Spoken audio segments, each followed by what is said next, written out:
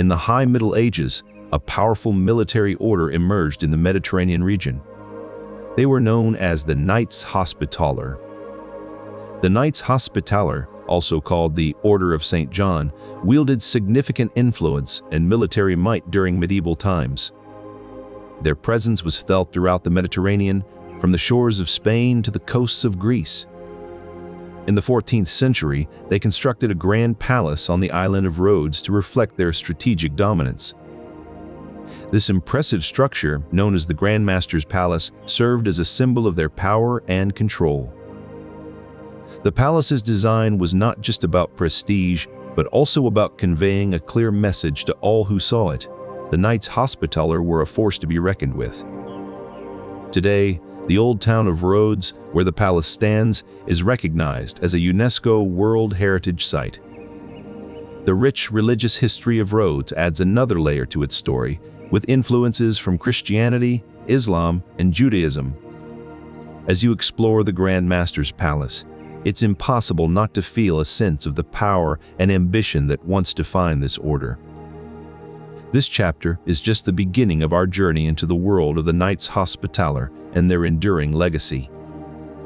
Before we delve deeper, let's take a moment to appreciate the craftsmanship and history that surrounds us here. For now, let's step back and consider the broader context of medieval times in Europe. Before we begin, a small request. Most of the people listening tonight aren't subscribed. If this channel has ever helped you drift off, take a moment to subscribe. It's free, it helps this channel more than you'd think, and you can always change your mind later. And if you feel like it, leave a comment telling me where in the world you're listening from and what time it is where you are. I love reading them. One more thing before we begin. I'm also a co-founder of a sleep app, built to be the most affordable one out there. No ads, ever. Just sounds and stories made to help you sleep. It may not be released yet as this video goes up, but if you're watching a little later, it might be out by now. Just search for it. It should be easy to find. It works on iPhone, Android, and everything in between. Downloading it is the best way to support this channel. Rhodes, an island of Greece's Dodecanese group, has long been a strategic linchpin in the Mediterranean. Nestled in the South Aegean region, it's the largest among these islands, known for its rich history that spans from prehistoric times to modern days. Its strategic location makes it a perfect starting point for any island-hopping adventure in the Dodecanese. The palace constructed here served as both a military stronghold and defensive structure, reflecting the island's significance. Beyond its impressive architecture, Rhodes is also known for its diverse flora and fauna, making it a unique place of interest in the Mediterranean. Directed by Peter Jacquel, the film Medieval provides a window into the strategic might of Rhodes during its medieval heyday. For now, let's delve deeper into how this island's strategic location and rich history played a pivotal role in shaping its medieval architecture. It's the 14th century, and amidst the tumultuous seas of the Mediterranean, an ambitious project is underway on the island of Rhodes. The palace is being built not just as a symbol of their might, but also as a strategic stronghold and defensive structure against potential invaders. To understand the significance of this construction, we need to go back to its purpose in the 14th century. Imagine an era where control over key regions could mean the difference between victory and defeat. Rhodes, with its strategic location in the Mediterranean, was a prime target for those seeking to expand their territories. The construction of the Grand Master's Palace began as a response to this threat, showcasing advanced architectural techniques and defensive strategies of the time.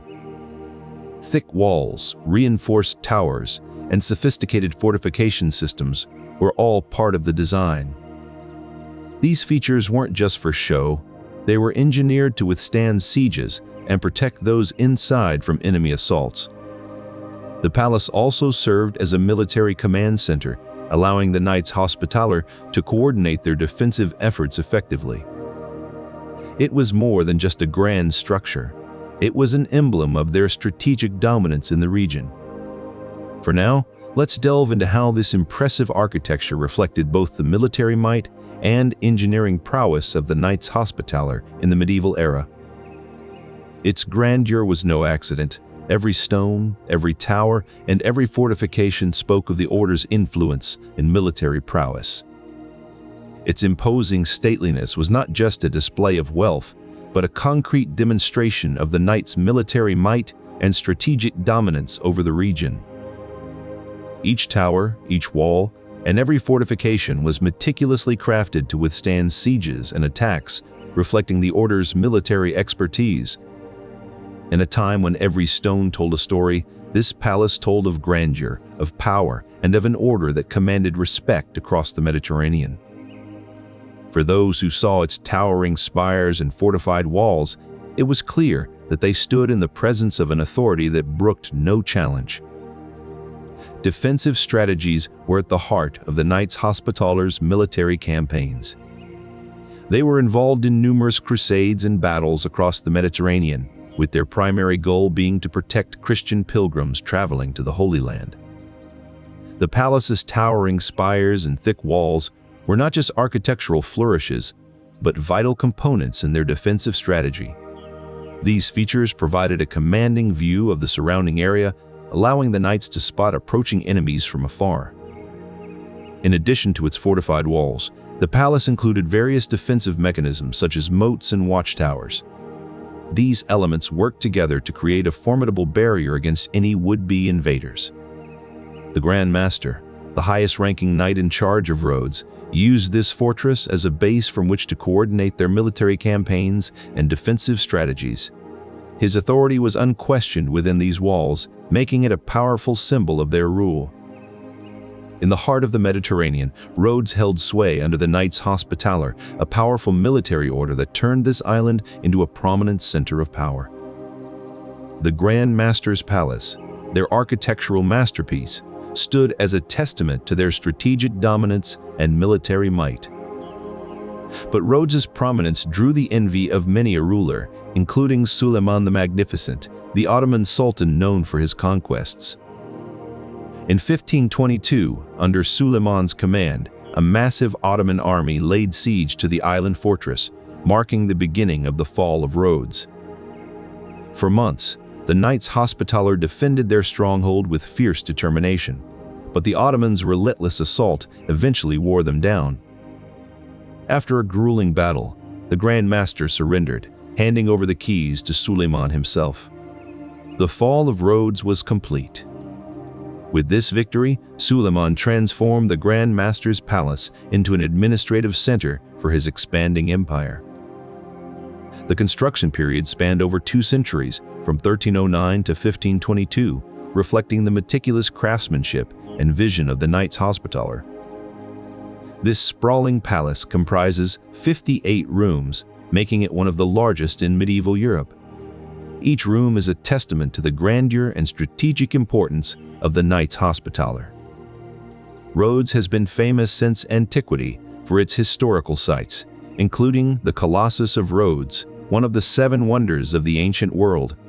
This statue, standing at approximately 30 meters high, was a grand gesture that showcased Rhodes's prominence.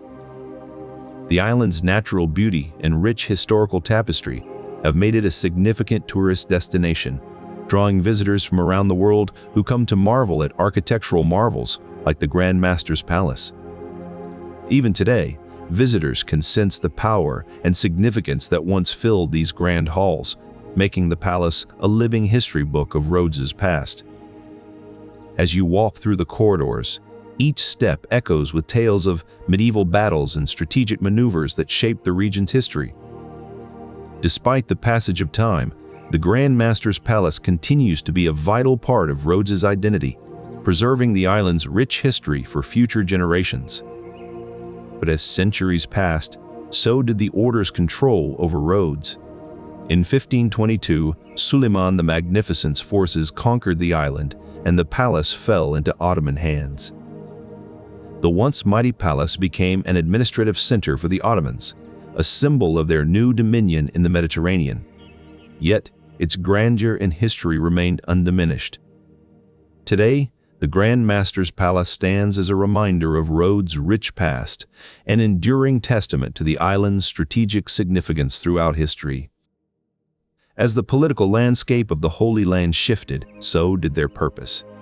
From providing medical care and spiritual comfort to pilgrims, they gradually morphed into a formidable military order. This transition was marked by key events that shaped their future. One such event occurred in 1291 when the Knights were driven out of the Holy Land by the Mamluk Sultanate.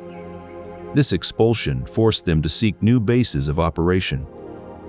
Their strategic prowess became evident as they began to establish strongholds in various Mediterranean islands, including Rhodes.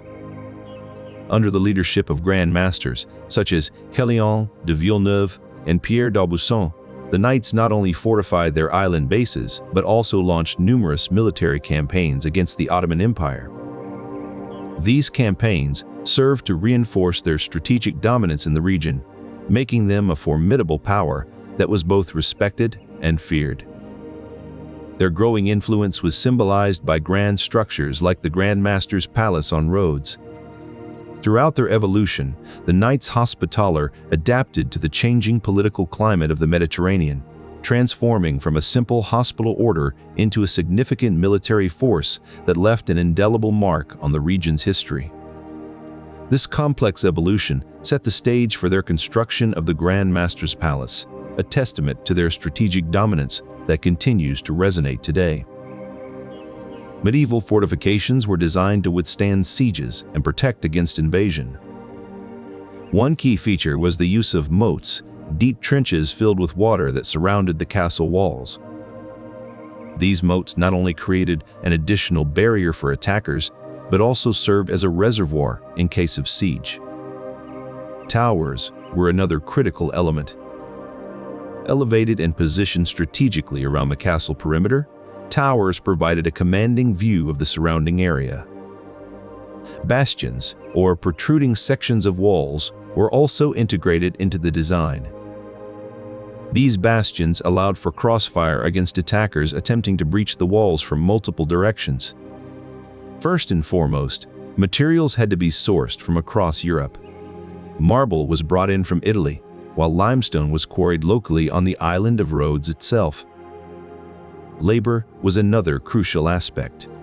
Skilled masons and carpenters were hired from various European countries, each bringing their unique expertise to the project. Financial support was provided by other European powers who recognized the strategic importance of Rhodes in the Mediterranean. The Knights Hospitaller received funding from various European monarchs and noble families, ensuring that the construction could proceed smoothly. However, even with these resources, challenges persisted. The terrain on Rhodes was not always cooperative, and foundations had to be dug deep to ensure stability. Logistical hurdles were also present. Supplying food and water for the hundreds of workers involved in the construction was a significant task. The Knights had to establish supply chains that could keep up with the project's demands. Despite these obstacles, the Knights Hospitaller demonstrated remarkable resilience and resourcefulness. They overcame each challenge, one by one, using their military precision to manage the complex project efficiently. The palace, with its 188 rooms and advanced defensive strategies, stands as a symbol of their enduring legacy in the Mediterranean. Within its fortified walls, diplomats from neighboring kingdoms convened to forge alliances and settle disputes. The palace became a hub for negotiations that shaped the political landscape of the region. Artists and scholars were drawn to its halls, where they exchanged ideas and advanced their fields. The palace nurtured intellectual pursuits that echoed through the Mediterranean world. Educational institutions within the palace fostered the minds of future leaders and thinkers. The Knights ensured that their influence extended beyond military might to intellectual prowess. Religious ceremonies held within its walls united the Knights and local communities under a shared spirituality. These rituals reinforced their bonds with other Mediterranean powers. In a sense, the palace was not just a symbol of their military power, but also a beacon of cultural influence that resonated across the Mediterranean. Its grandeur and multifaceted role demonstrated the broad reach and power of the Knights Hospitaller, making it a testament to their strategic dominance. Perhaps most importantly, the palace serves as a bridge between different cultures and periods of time, embodying the essence of Mediterranean heritage. One of the most prominent influences is Byzantine architecture, reflected in the grandiose design of the Great Hall. The hall's vaulted ceilings and intricate mosaics echo the opulence of Constantinople's great buildings. Gothic architectural features are also prominent, particularly in the palace chapel, where high arched windows and ribbed vaults create a sense of grandeur. The grand staircase is another example, its sweeping design and ornate detailing drawing from Western European influences. Interestingly, Islamic architectural elements can be found in the courtyard, with its open-air layout and intricate tilework. These influences reflect not only the Knights' military conquests, but also their cultural exchanges and adaptability. Incorporating such diverse elements into a single structure underscores the breadth of their exposure and their ability to synthesize these influences. Carpenters skilled in Gothic architectural styles were responsible for the intricate wooden features. They crafted elegant arches and vaults that not only added aesthetic beauty, but also served defensive purposes. Sculptors, renowned for their ability to capture human likeness with remarkable precision, created the ornate decorations that adorn the palace. These sculptures were not just works of art, but also symbols of the knights' power and prestige. The masons, carpenters, and sculptors who contributed to the palace's construction were not merely hired hands, but artisans of renown. Their origins spanned from Constantinople to Cyprus, each bringing unique techniques and styles that were masterfully integrated into the overall design. One notable artisan, Andreas de Bon, known for his masterful sculptures, contributed significantly to the palace's ornamentation. His work can still be seen in various parts of the structure, serving as a testament to the Knights' ability to attract and utilize top talent. Within its ornate halls, significant political gatherings were held that bolstered the influence of the Knights Hospitaller. Diplomatic events such as treaty negotiations and royal visits were common occurrences within the palace's walls. In 1426, for instance, a historic peace treaty between the Byzantine Empire and the Knights Hospitaller was signed within these very halls. These gatherings not only solidified alliances, but also displayed the strategic might of the knights, making their political power undeniable in the region. State dinners attended by distinguished guests from across Europe further emphasized the Grand Master's role as a key diplomatic figure. The palace thus became an enduring symbol of the Knights Hospitaller's strategic dominance and diplomatic prowess in the Mediterranean. Beyond its architectural grandeur, the Grand Master's palace served as a pivotal hub for maintaining the Knights' diplomatic network and regional influence. It was here that crucial alliances were forged, treaties finalized, and strategic plans discussed, all under one grandiose roof. Within its fortified walls, the palace housed extensive libraries filled with volumes of ancient texts and scholarly works. The libraries were a testament to the knights' commitment to education and intellectual growth, providing resources for both military strategy and academic pursuits. Adjacent to these libraries were scriptoriums, where scribes meticulously copied manuscripts by hand, preserving knowledge for future generations. These scriptoriums were not merely places of manual labor, but centers of scholarly activity where the transfer and dissemination of knowledge occurred on a daily basis. Notable scholars and intellectuals often visited or resided in the palace, contributing to its vibrant academic atmosphere. The palace served as a hub where critical alliances were not just forged through military might, but also through shared intellectual interests and collaborative scholarly endeavors. In a sense, the palace's libraries and scriptoriums were as crucial to its defense as the battlements and towers. It demonstrated that true strength and strategic dominance do not merely come from military might, but also from the commitment to knowledge and culture. Grand Master Falques de Viore, in power from 1319 to 1346, oversaw the early stages of construction. He emphasized fortifying the palace against sea-based attacks, given Rhodes's strategic island location. Under Grand Master Didier de Valais, who ruled from 1383 to 1409, the palace saw significant architectural enhancements. He focused on reinforcing the palace's walls and adding turrets, reflecting his concern over land-based attacks.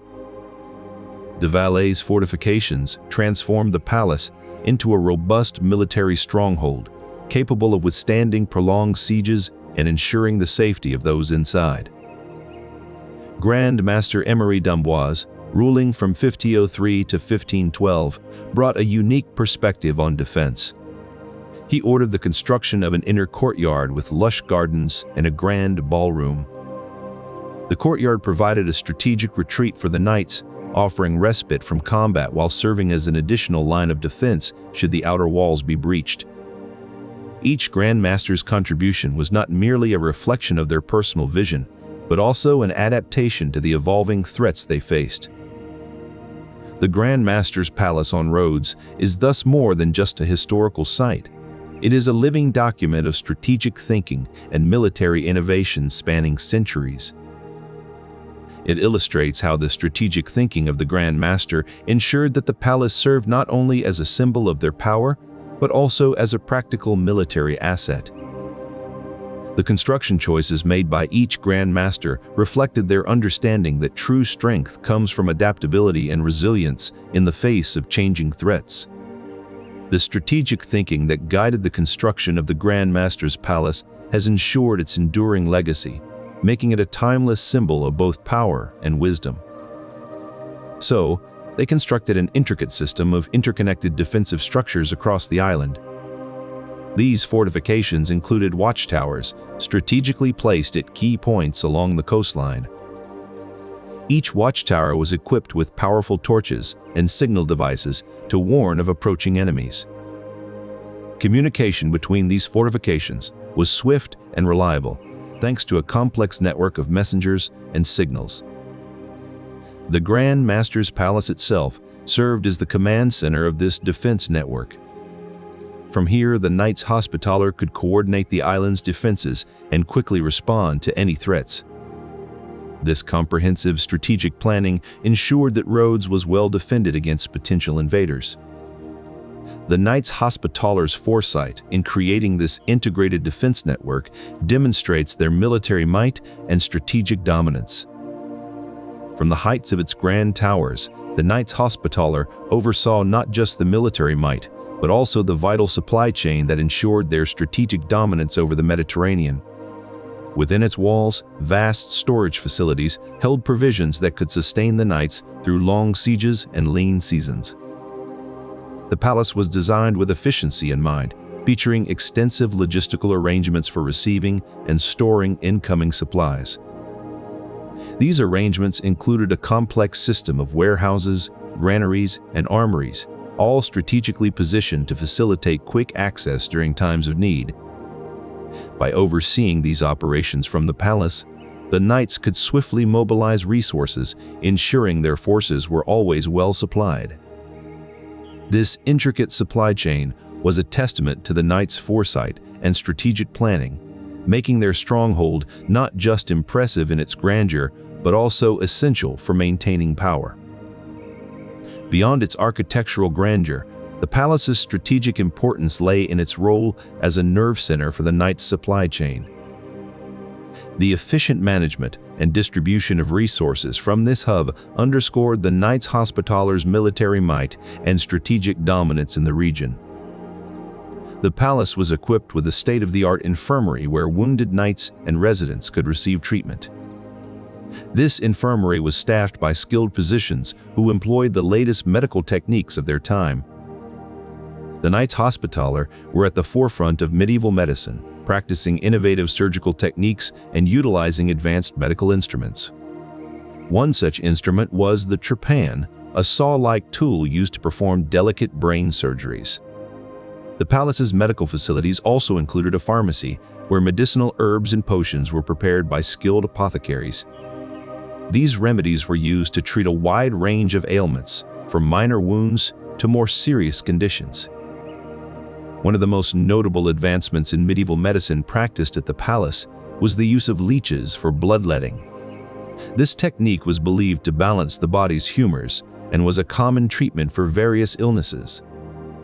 This dual focus on both defense and healing illustrates how the palace was more than just a military stronghold. It was a beacon of care and innovation in a time when medical advancements were still nascent.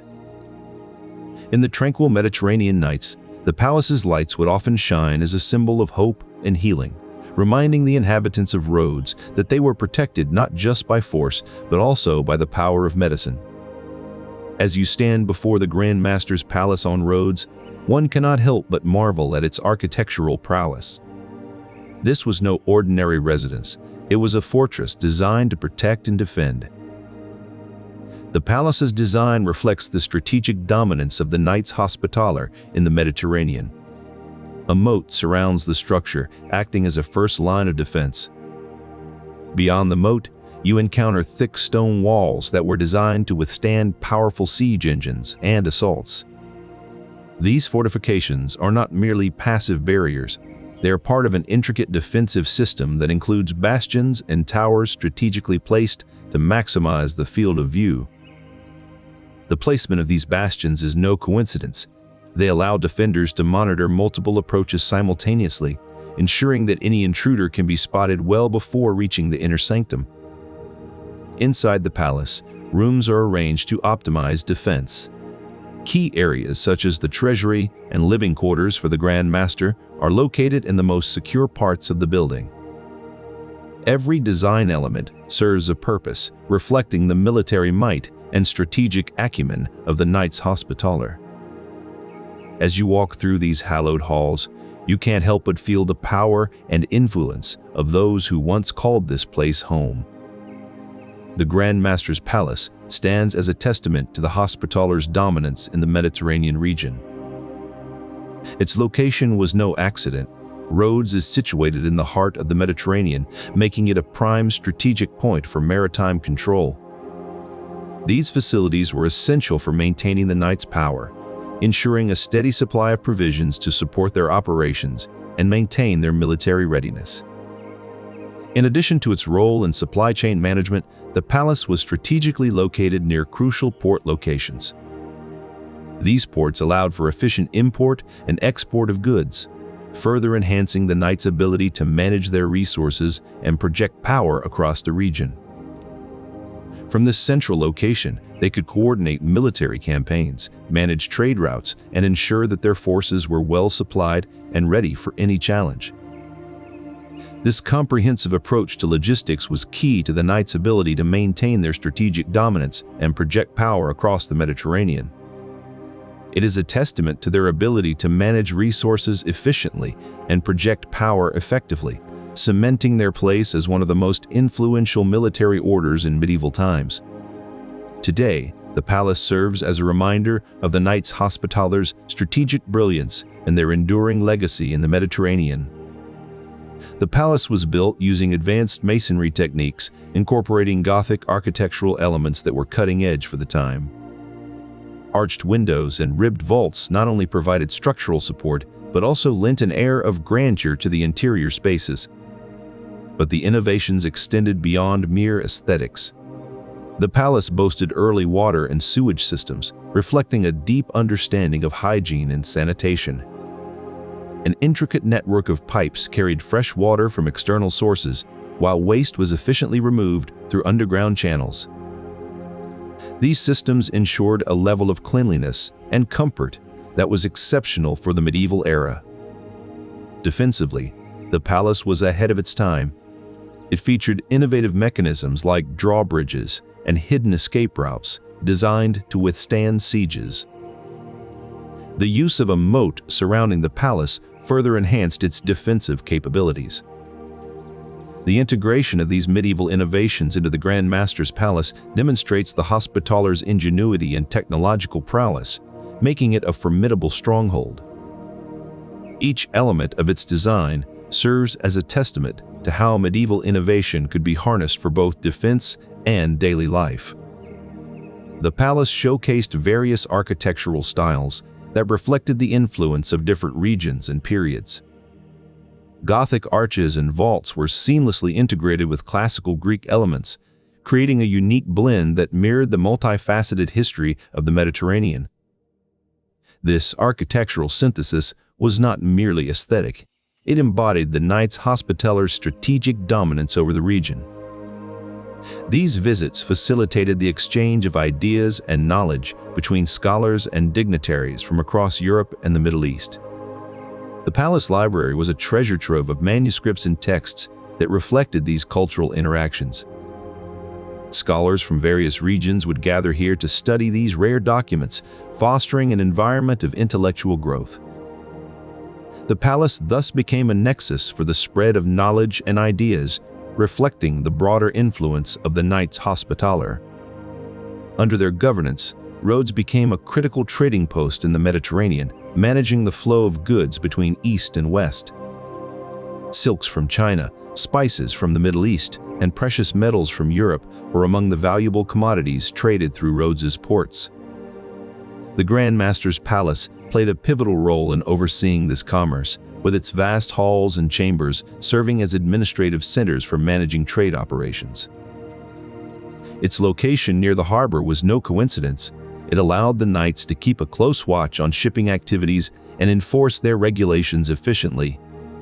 The power and influence of the Knights were embodied in the grandeur of the palace, which served as a visible reminder of their control over the vital maritime routes. In times of conflict or negotiation, the palace's imposing presence would have been a potent symbol of the Knights' military might and strategic dominance. Thick walls, sometimes up to 15 feet in diameter, were a hallmark of the palace's design. These served as an initial barrier against invading forces. Narrow entrances and strategically placed towers further enhanced the palace's defensive capabilities. The narrow entrances made it difficult for large groups of enemies to enter simultaneously. These strategic features were designed to slow down and disorganize attacking forces, giving the Knights time to rally their defenses. The towers, placed at key vantage points, allowed for a sweeping view of the surrounding area and provided secure positions from which to launch counterattacks. Such architectural ingenuity was a reflection of the Knights' profound understanding of military strategy and their commitment to maintaining strategic dominance over the region. Every aspect of the Grand Master's palace was designed with a purpose: to defend against sieges and to withstand prolonged attacks. The strategic thinking behind its construction is a marvel of medieval engineering, highlighting the military might and dominance of the Knights Hospitaller. This resilient architecture was not merely a display of grandeur, but a functional testament to the Knights' military might and strategic dominance. Beyond its military strength, the Grand Master's palace on Rhodes was also a vibrant cultural center. Within its walls, the Knights Hospitaller fostered an array of arts and performances that reflected their refined taste and cultural prowess. The palace housed a collection of precious manuscripts, painstakingly illuminated by skilled artisans. These manuscripts were not only beautiful, but also invaluable for their historical and religious significance. Performances within the palace showcased a range of talents, from classical music to dramatic theater. The Knights' support for these cultural activities underscored their commitment to education and the preservation of knowledge. It was within this grand setting that the Knights Hospitaller demonstrated how cultural influence was a key aspect of their strategic dominance. Their patronage of arts and letters served as a testament to the broad scope of their power and reach in the Mediterranean world. Within its imposing walls, envoys from various realms would gather to discuss treaties and alliances that shaped the region's political landscape. One of the most significant figures to have negotiated within its halls was Pierre d'Aubusson, who served as Grand Master from 1476 to 1503. His diplomatic prowess helped maintain the Knights' strategic dominance. Under his leadership, crucial treaties were forged with powers like Venice and Genoa, securing vital trade routes and resources for the order. The palace's grandeur served as a backdrop to these negotiations, impressing upon visitors the formidable might of the Knights Hospitaller. Beyond mere political maneuverings, these meetings also fostered cultural exchanges that enriched the order's arts and letters. Scholars from across the Mediterranean would share insights, manuscripts, and ideas that enhanced the Knights' intellectual legacy. This intermingling of minds echoed within the palace's grand halls, reflecting the broader influence and reach of the Knights Hospitaller. Its imposing stature and diplomatic activities underscored the Knights' significant role in shaping the medieval Mediterranean world. Beyond its grand facade, the palace held secrets designed to fortify it against potential invaders. Secret passages crisscrossed the interior, allowing for swift and stealthy movement from one part of the palace to another. Hundreds of hidden chambers dotted the structure, serving as strategic vantage points and safe havens during attacks. The palace also incorporated advanced defense mechanisms, such as concealed machicolations, those narrow slits in the walls from which defenders could launch arrows or pour boiling oil onto unsuspecting foes. These defensive innovations were not merely aesthetic. They served as a reminder of the Knights' fortified sanctuary and their unyielding resolve. The Grand Master's palace stood not only as a symbol of power, but also as a practical bulwark against the ever-present threats in the medieval Mediterranean. It was within these fortified walls that the strategic dominance of the Knights Hospitaller was most keenly felt and exhibited. The construction of this fortified sanctuary underscored their commitment to maintaining control over the region, making Rhodes a formidable stronghold in the medieval world. A fortified sanctuary that echoed the power and resolve of the Knights Hospitaller in an ever-changing medieval landscape. The palace boasts a wealth of artistry, including intricate mosaics and frescoes that adorn its walls. These works are not just decorative. They serve as symbols of the Knights Hospitaller's grandeur and authority. One such masterpiece is a vast mosaic depicting the coat of arms of the Knights Hospitaller. Spread across several meters, this intricate design features vibrant colors and meticulous craftsmanship that would have required countless hours of labor. Another notable piece is a fresco illustrating the grand procession of the Knights Hospitaller. This scene, painted with careful detail, showcases the order's ceremonial pageantry and serves as a visual reminder of their power and prestige. Beyond their aesthetic beauty, these artworks embody the values and ideals that guided the order. They represent not just artistic skill, but also the strategic foresight and resolve that underpin the Knights Hospitaller's dominance. These artistic treasures offer a glimpse into the rich cultural heritage of the Knights Hospitaller and highlight the importance they placed on both military strength and artistic expression. As one steps through the halls of the Grand Master's palace, the artistic splendor surrounds, illustrating the power and resolve of an order that left an indelible mark on medieval history. One of the unique features of the palace is its moat system. The Knights designed an intricate network of water-filled trenches that surround the building, creating a formidable barrier against potential invaders. Another remarkable feature is the strategic placement of towers throughout the palace complex. These towers are positioned at key points, allowing Knights to have a clear line of sight over both the inner courtyard and the surrounding landscape. The architectural layout ensures that any intruder would be spotted long before they could pose a threat. This design demonstrates the Knights' keen understanding of military strategy and their control over resources to create such a robust defensive structure. Inside, the palace is equally impressive. The Grand Master's palace features an elaborate system of halls and chambers that exhibit superior craftsmanship the Knights incorporated advanced building techniques to ensure the structural integrity of their fortress. One of the most notable engineering challenges overcome by the Knights was constructing the immense ceilings in the palace's halls. These ceilings are supported by intricately designed arches and vaults, showcasing a deep understanding of architectural principles. Despite the complexity of these structures, they have withstood the test of time, standing as a lasting testament to the Knights' engineering prowess and strategic dominance in the Mediterranean region. As we walk through these halls, it's easy to imagine the Knights planning their strategies and overseeing their extensive operations from this very place. The Grand Master's Palace served not only as a residence, but also as an administrative center and a military stronghold. Beyond its defensive and administrative functions, the Grand Master's Palace was a vital center of intellectual pursuits.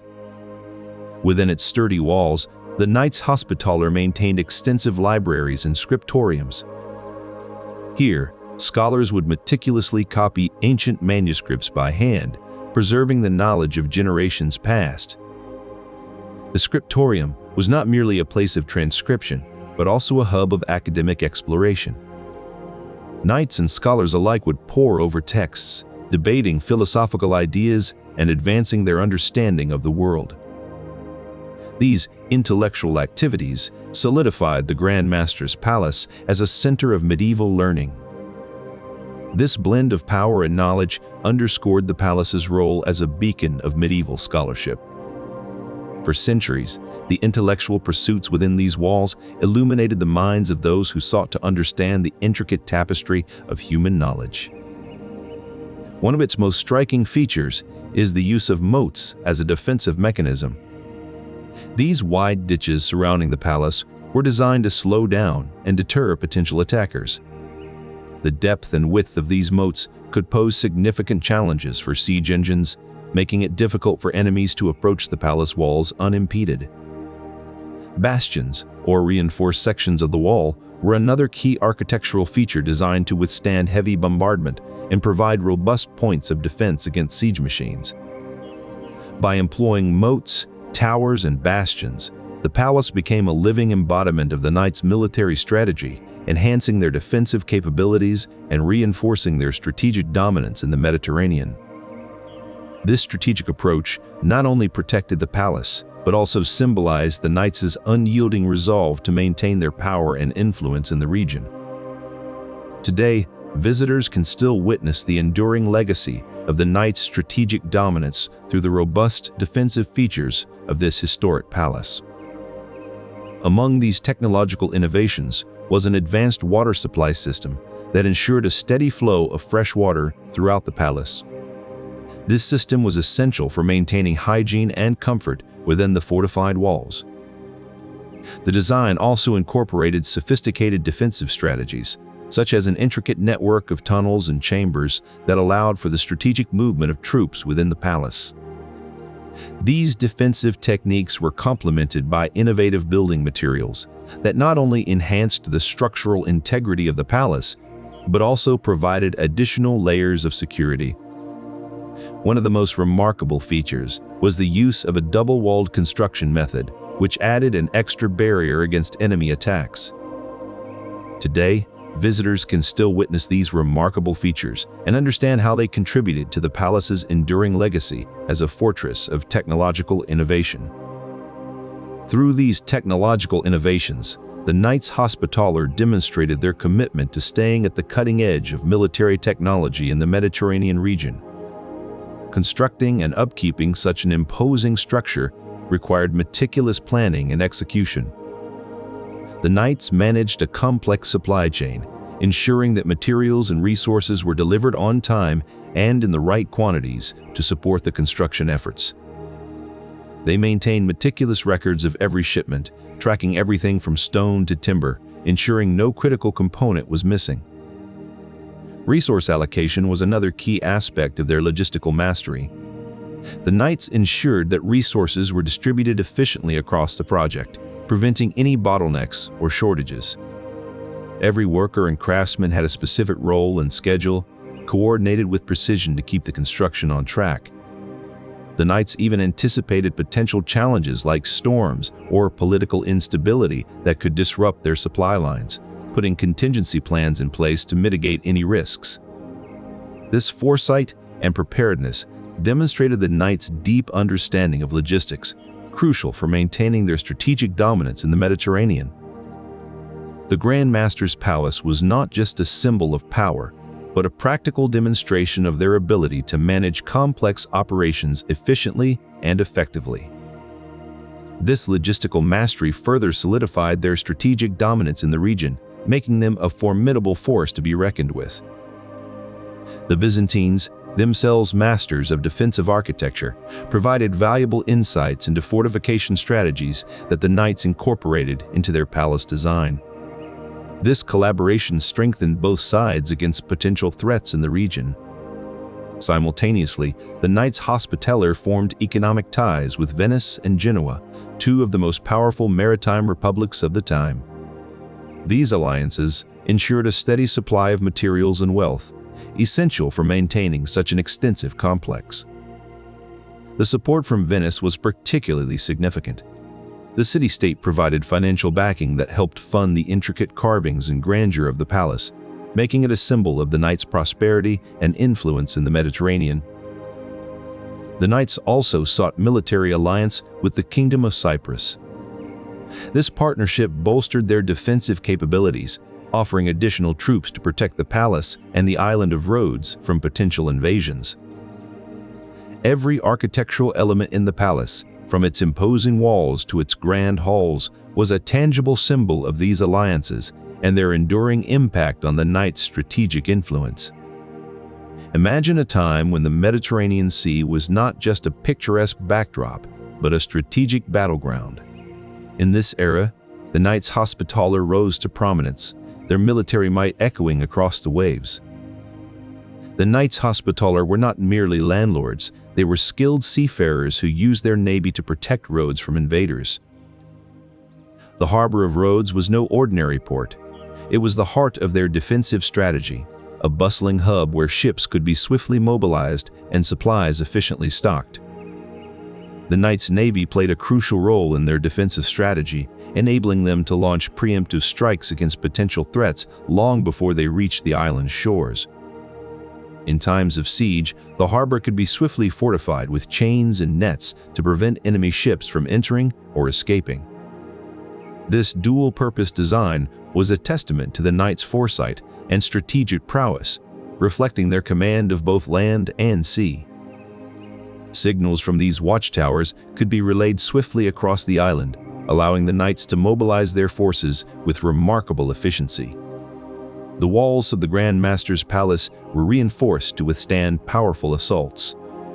Built using a mixture of rubble and mortar, these thick walls could absorb the impact of siege weapons and projectiles. Secret passages and underground tunnels crisscrossed the palace, serving as hidden escape routes or supply lines during a siege. These covert corridors allowed defenders to move unseen, making it challenging for attackers to pinpoint their movements. A crucial component of the palace's defense system was its water supply. Rainwater was collected in large cisterns, ensuring a steady source of fresh water for the inhabitants during a siege. The design of these features reflected the Knights Hospitaller's foresight and preparedness for sustained conflict. By creating a fortress that could endure long periods under siege, they solidified their power and influence in the region. These defensive features not only protected the inhabitants, but also served as a psychological deterrent for potential invaders.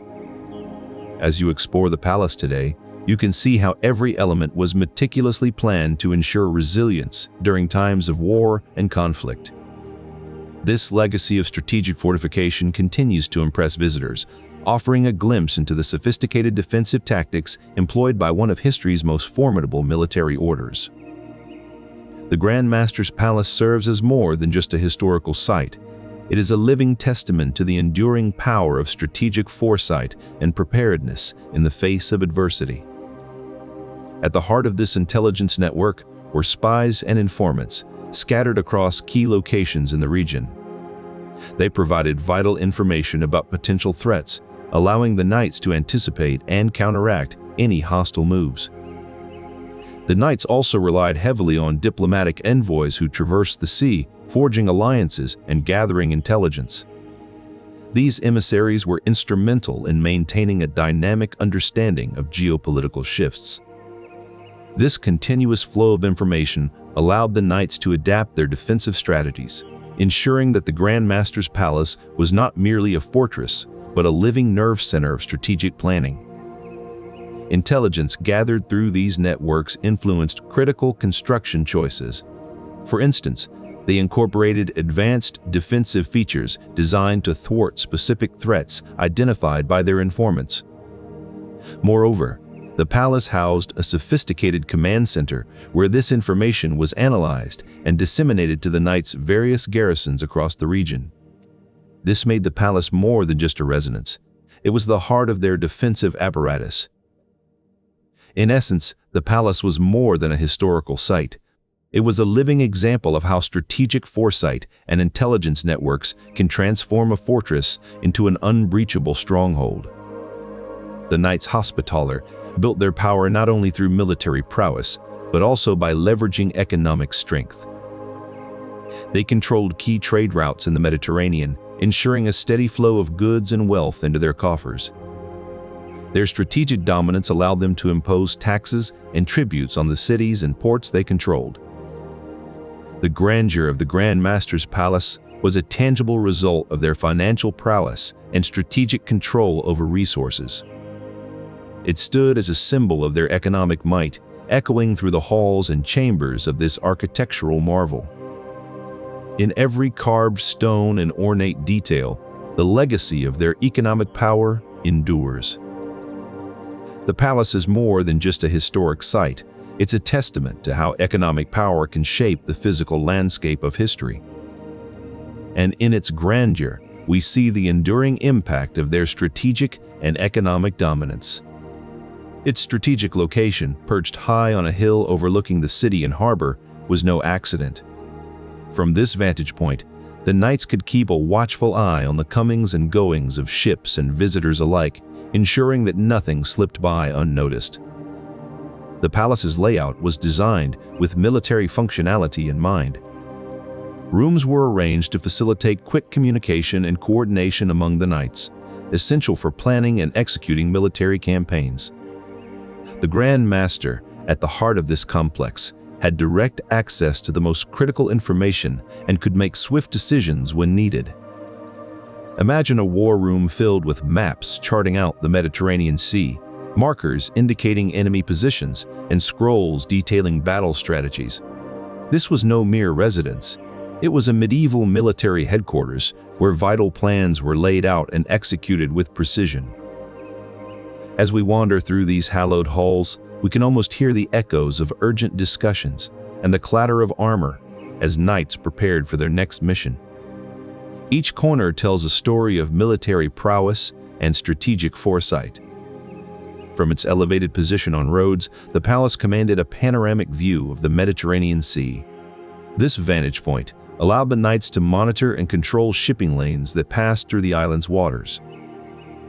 By maintaining a watchful eye over these vital trade routes, the knights ensured the safe passage of goods and resources. This strategic positioning was crucial in an era where seafaring was the primary means of transportation for valuable commodities.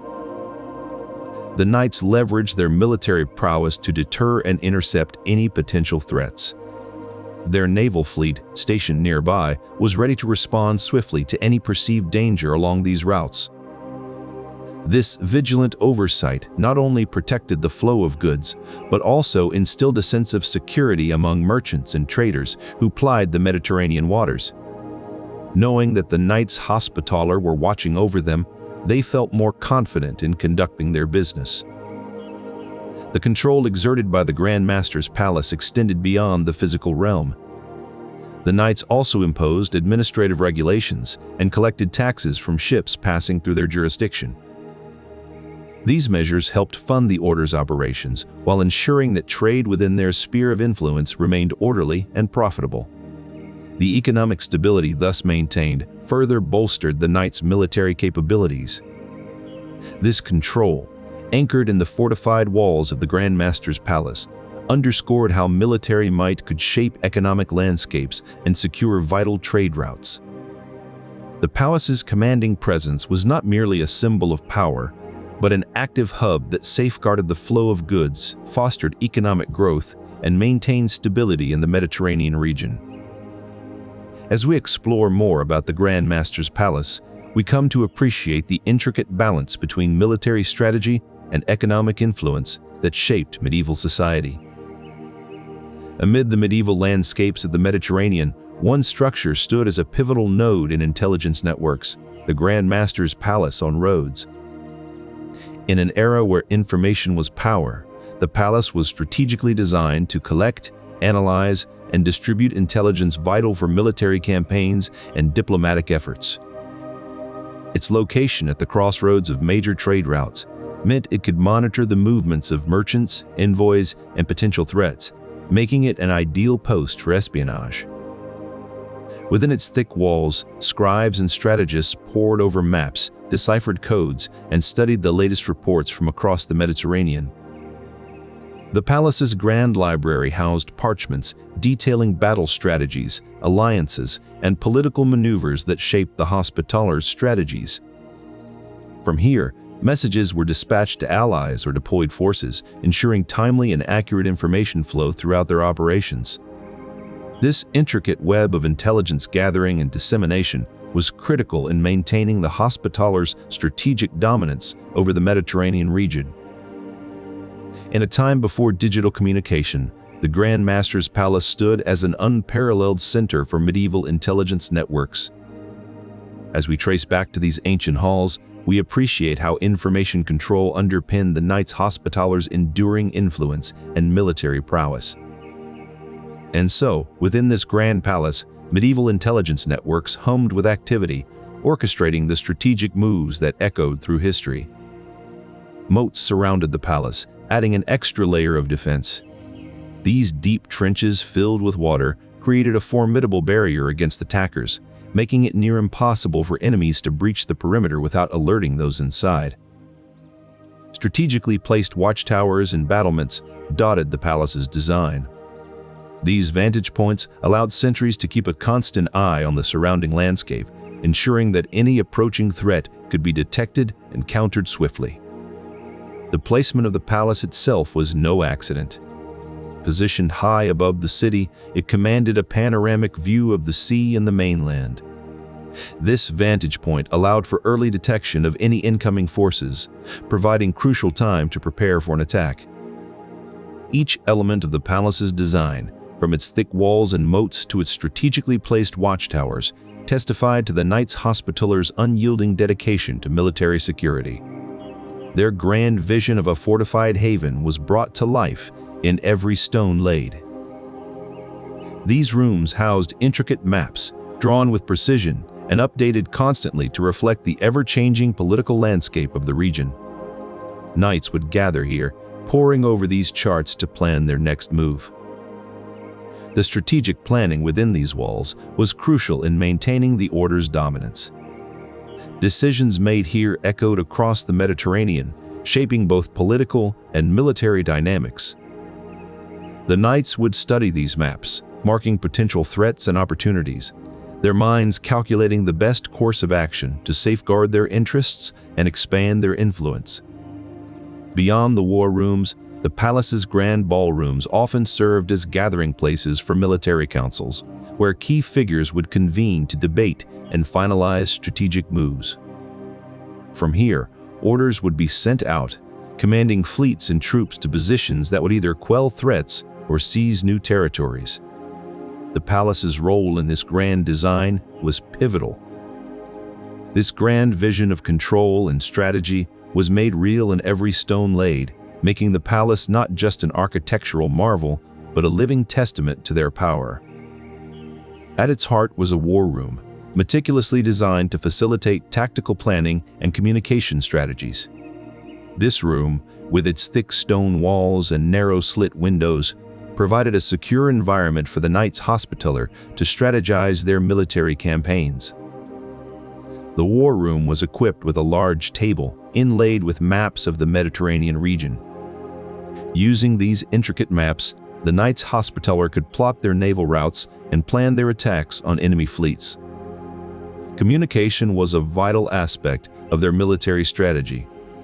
They used an advanced system of fire signals to relay messages across long distances, allowing them to quickly disseminate information and coordinate their forces. The palace also housed a sophisticated messaging system involving pigeons. Trained birds were used to carry urgent messages between the palace and other strongholds, ensuring that vital intelligence reached its destination swiftly. The Grand Master, who resided within these walls, had a unique vantage point from which to oversee all military operations. His leadership and strategic acumen were essential in orchestrating the Knights Hospitaller's military might. Within its 58 rooms, the palace housed not only living quarters, but also storerooms filled with weapons, armor, and supplies necessary for military campaigns. The strategic placement of these resources ensured that the Knights Hospitaller were always prepared for any eventuality. Integrated with the harbor, this palace provided quick access to ships and strategic information. The Knights maintained a fleet of well-armed galleys, ready for swift deployment into Mediterranean waters. Ship maintenance facilities were strategically located within the palace's complex, ensuring vessels were always in prime condition for naval campaigns. Here, skilled craftsmen repaired hulls, recalibrated weapons, and stocked supplies. Naval intelligence hubs within the palace collected information from far-flung outposts. Messengers relayed updates on enemy movements, weather conditions, and strategic opportunities, all vital for effective naval maneuvers. The palace housed a nerve center for communications and intelligence, where strategies were refined and military orders dispatched. This constant stream of information ensured the Knights maintained their strategic dominance over the region. High-ranking officials lived within these walls, making decisions that echoed through the Mediterranean. Their presence signaled the palace's role as a strategic hub where every military movement was orchestrated. Every stone laid in its construction echoed the strategic importance of the Knights' command over the Mediterranean, making it an integral part of their military strategy. Imagine the bustling medieval town of Rhodes, a strategic stronghold in the heart of the Mediterranean. Within its walls, strategic meetings were held, plans were drawn up, and orders were issued to coordinate defensive campaigns across the region. The palace was equipped with advanced communication systems of the time, allowing swift transmission of critical information. Messages could be dispatched to neighboring fortifications and allied forces, ensuring that vital intelligence was shared in real time. From here, defensive campaigns were meticulously planned and executed, ensuring the Knights Hospitaller maintained their strategic dominance over the Mediterranean. Every decision made within these walls had consequences that echoed across the region, solidifying the power and influence of the Knights Hospitaller. But as regional conflicts intensified, the Knights recognized the need for more robust fortifications. They began to incorporate advanced architectural techniques and defensive strategies into their design. The construction period spanned from 1309 to 1522, a time marked by significant political and military developments in the region. During this era, the Knights Hospitaller faced various threats that influenced the evolution of their defensive strategies. As emerging threats loomed larger on the horizon, the design of the palace evolved to meet these new challenges. The Knights adapted their fortification techniques in response to regional conflicts and shifts in power dynamics. The evolving defensive strategies showcased the adaptability of the Knights Hospitaller in response to emerging threats. Each modification and enhancement reflected their strategic thinking and unwavering commitment to maintaining control over the region. Every decision made during the construction period was driven by a desire to solidify their power and influence, demonstrating the strategic evolution of their defensive capabilities. As the Knights Hospitaller fortified their stronghold in the Mediterranean, they employed cutting-edge defensive strategies. One of their most impressive innovations was the use of machicolations, projections along the walls from which defenders could fire down on attackers. These projections allowed for crossfire from multiple angles, creating a deadly zone that made it difficult for enemy forces to approach. Embrasures, small openings in the walls, provided another layer of defense by allowing defenders to aim and fire their weapons without exposing themselves to enemy attacks.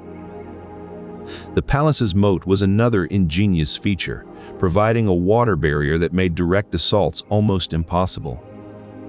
This moat was not just for show. It could be filled with water from advanced aqueducts that ensured a constant supply during prolonged sieges. The Knights Hospitaller also made innovative use of materials like marble and limestone, not just for aesthetic purposes, but to strengthen the palace's structural integrity. Innovative water management systems ensured that even during the longest sieges, there was always a reliable supply of water. These innovations were more than just defensive strategies. They were a symbol of the Knights Hospitaller's military might and strategic dominance in the Mediterranean. Each advanced feature was a testament to their ingenuity and a reminder of their formidable power. It stands today as a tangible expression of their strategic evolution and defensive capabilities. As you walk through the palace's halls and explore its fortifications, you can't help but feel a sense of awe at their engineering genius.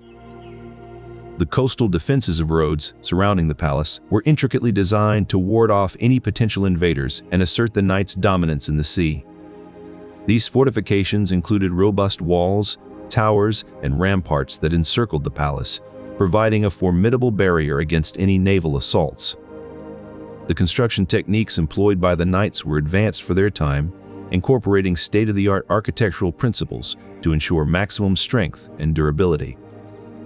Historically, these coastal defenses proved pivotal in maintaining the knights' control over Rhodes and the broader Mediterranean region. Their strategic placement and engineering prowess meant that any invasion by sea would face insurmountable challenges, effectively deterring potential threats. As you walk along these historic walls, you can imagine the generations of knights who stood guard here, ensuring that Rhodes remained a secure stronghold in an ever-changing Mediterranean landscape. The strategic role of these coastal fortifications underscores the Knights Hospitaller's commitment to maintaining their dominance through meticulous planning and unyielding defense. In this context, the Grand Master's Palace stands not just as a magnificent architectural marvel, but also as a monument to the strategic brilliance that has shaped the history of Rhodes and the Mediterranean. Combat drills were a daily fixture within the palace's vast courtyards, where knights honed their skills under the watchful eyes of experienced masters-at-arms.